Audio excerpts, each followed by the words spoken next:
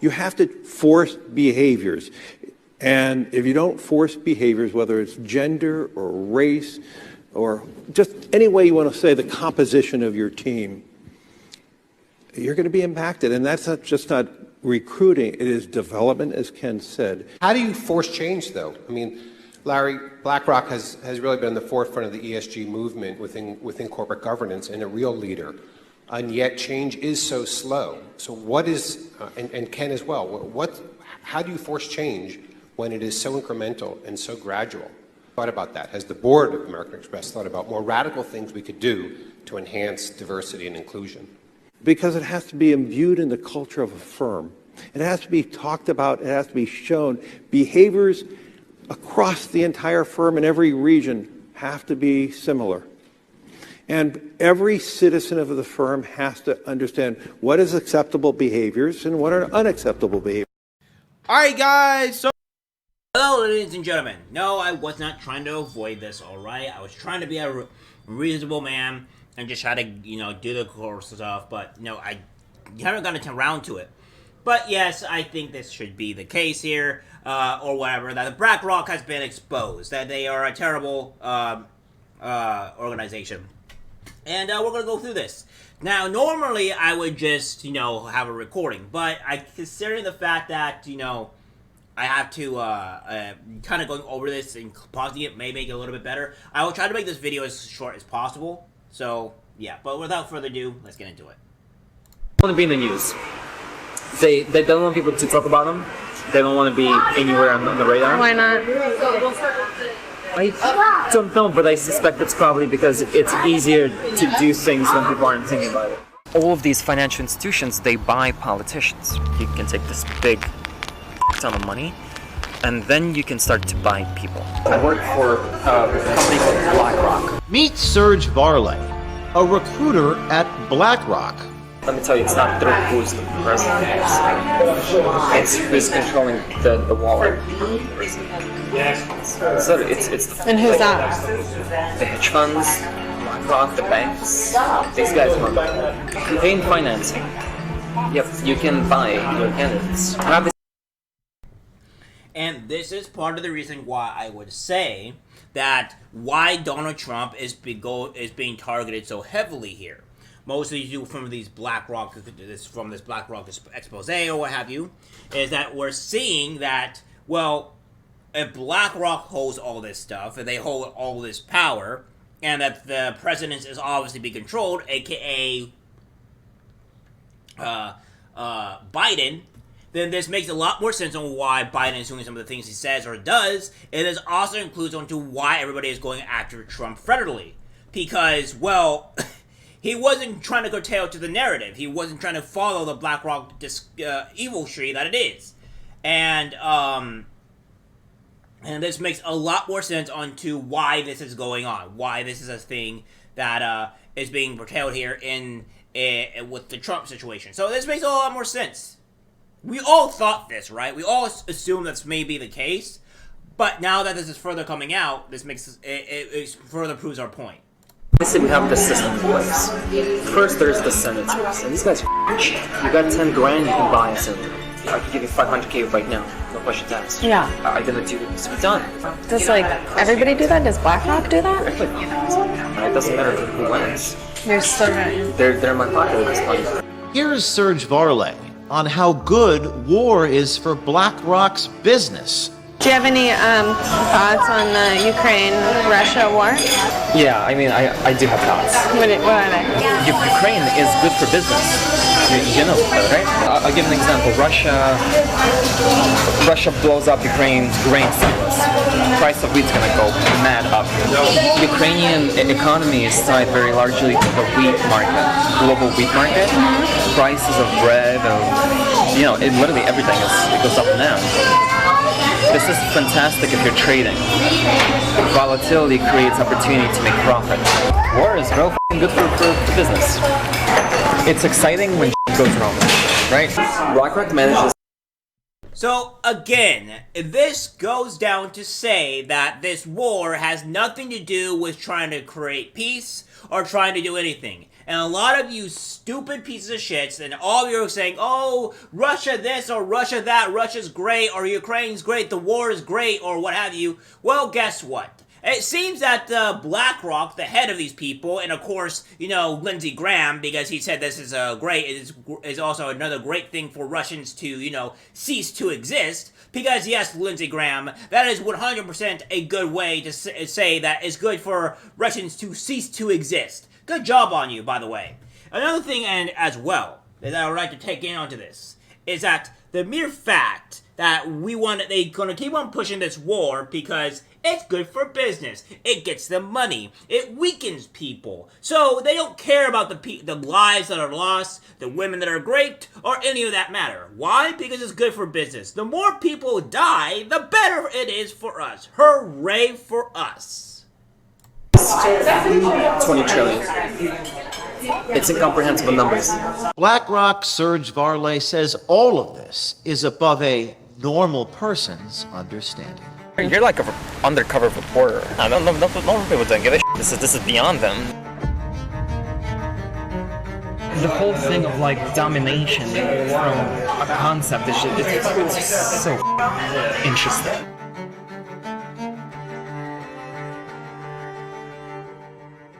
Hi, I'm James O'Keefe with OMG News. Here we are with our latest story, this time on BlackRock, one of the world's leading asset and investment managers, which owns significant shares of companies like Amazon, Microsoft, Anheuser-Busch, Meta, Target, Procter & Gamble, Comcast, CNN, Fox, and yes, Pfizer, just to name a few. At OMG, we do not shy away from exposing powerful companies. Just kind of explains onto why Fox, kind of pertains to that gender ideology, why they want to go to that, because they need that sweet money from, BlackRock. And CNN, we all know how that goes. So yes, BlackRock is currently controlling most likely the narrative and the ability for what's going on with our society. So, by the way, I don't know about you all, but I think maybe BlackRock should probably be taken down, maybe a bit, cease to exist, because it seems like they're the true evil. If these companies are not being controlled, I wonder what would happen. Would they cease to stop doing this type of stuff? Would they stop pushing the narrative? It really kind of makes you start to think, what is really making them say this? And it may be just BlackRock making them teach those tunes, make them sing the little bird that everything is okay and push this ideology. Even Fox News, your guys' most beloved and loved channel. We're not afraid of powerful people. So we decided to take a look for ourselves at the influence BlackRock has on our politics and the influence they have on our culture. So to do that, what better place to start a hidden camera investigation than into a self-described gatekeeper at BlackRock? You're kind of like a fucking gatekeeper at BlackRock.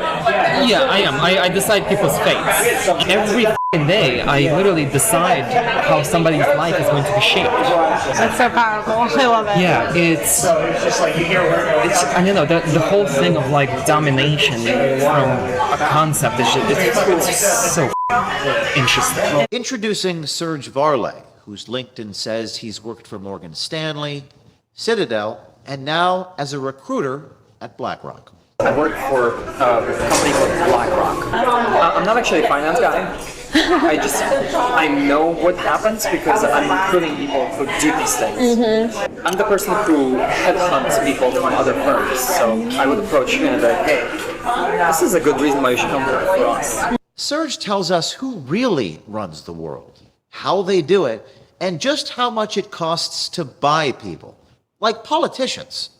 Let me tell you, it's not through who's the president. It's who's controlling the wallet. So it's And who's that? the hedge funds, BlackRock, the banks. These guys run the campaign finance. And what's more dangerous here and terrifying is that this person is literally the embodiment of evil, and the only people that would be technically more evil than this guy is BlackRock, the people themselves.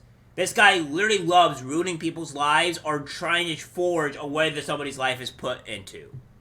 So say, for instance, if you're a child and he wants you to be put in some type of, sex camp, he'll enjoy doing so. Not saying that he does, but he likes controlling people's lives.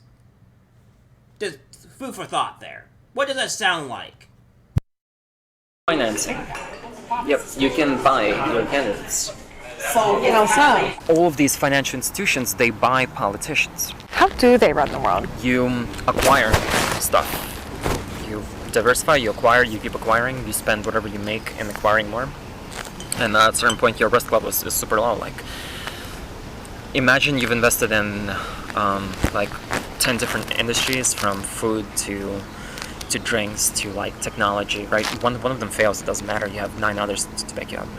Risk management is inherently in just about everything, and in the finance space, it's all about it's all about the money you make. You don't let it sit. You keep using it over and over, and Reinvest.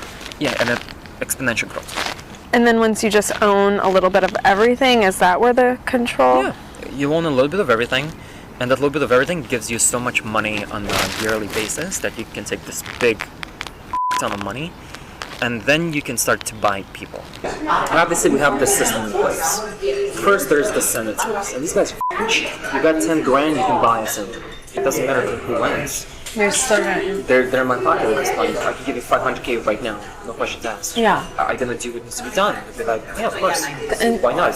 does everybody do that? Does BlackRock do that? The BlackRock recruiter also tells us about how the U.S. government relies on BlackRock for their economic simulation computational power. Economic simulation. They need to understand the impact of something, right? They're gonna raise the interest rate, for example. Mm-hmm. It's gonna create this cascade of various factors that people they're not sure what it's gonna do, basically. And just how f***ing great the Ukraine war is for business. Do you have any thoughts on the Ukraine-Russia war? Ukraine is good for business. You know, right? We don't want the conflict to end. Why? We don't want the conflict to end as a country. The longer this goes on, the weaker Russia is. I'll give an example. Russia blows up Ukraine's grain silos. The price of wheat's gonna go mad up. So what are you gonna do if you're a trading firm? The moment that news hits, within a millisecond, you're gonna pump trades into whoever the wheat suppliers are, into their stocks. Within an hour or two, that stock goes up, and then you sell, and you just made, I don't know, however many mil. Why would a news channel promote a side in war? Because it's also good for business too. I mean, what's news? News, right? What does news feed on? They feed on strategy, they feed on up events. That's what people like to watch. So when it happens, it's good business. More viewers. When nothing's happening, watches news. I don't watch news. So they're all pushing the same talking point. Generally when you look at news, it's propaganda.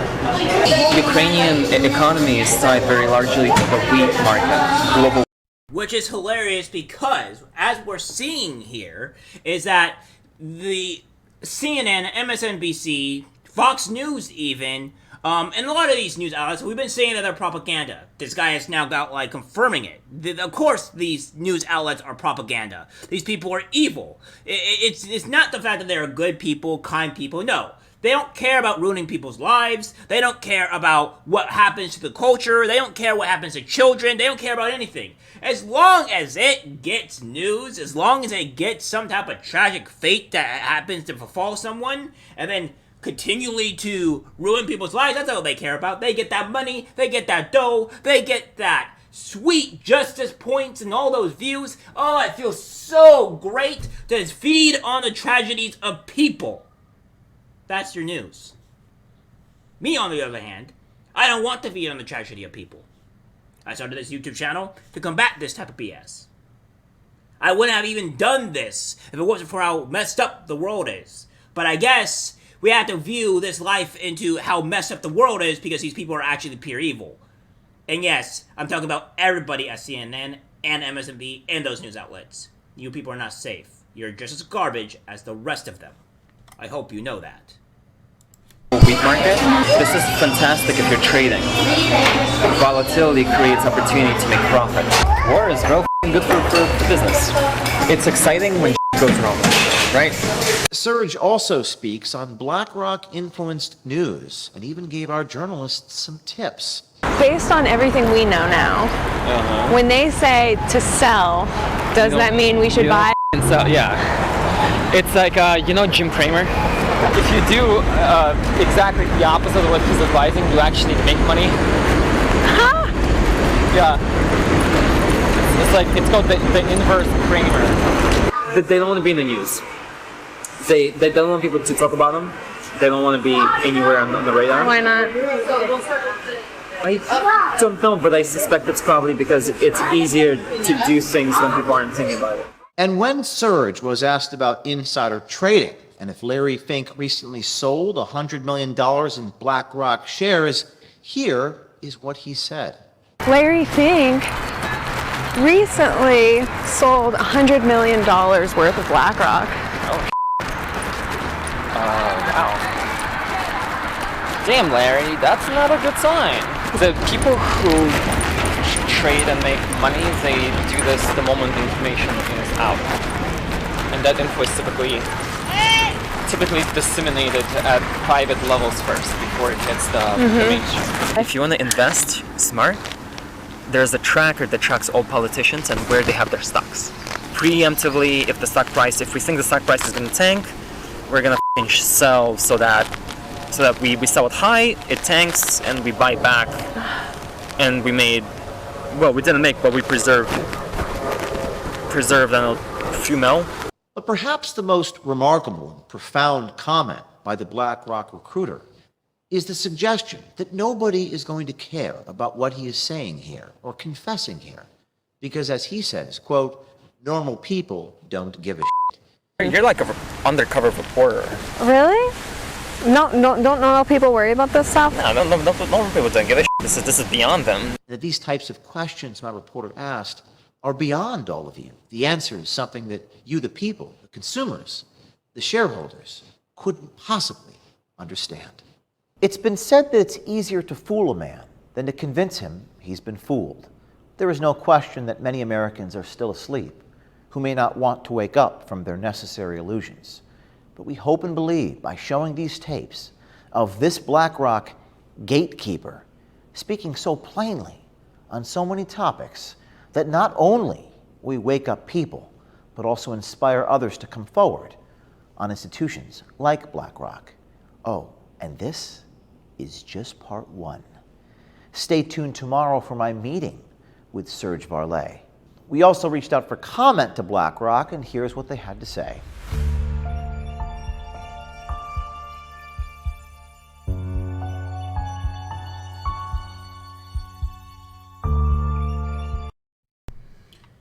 So, this is what we're living in, folks. I hope you guys all know the dangers of this company and how we need to shape back our country.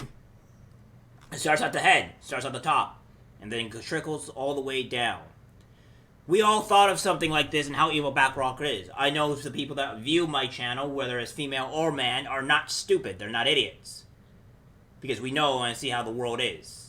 But anybody that's living in denial or doesn't have an IQ point higher than 30, I think they can all understand that. Maybe they're just too stupid to realize what's going on in their lives. And this is why we need to fight back. The hell with the other countries, because the other countries doesn't matter. But the great USA is in great danger. As the world, honestly. But we can fight back as long as we get the right people in power. Make sure you use that voting power, because that's all we got right now. Unless we go to war. We all know how tragedy that will be. Alright guys, that's it for the video. Like, subscribe, share, as always. Take care.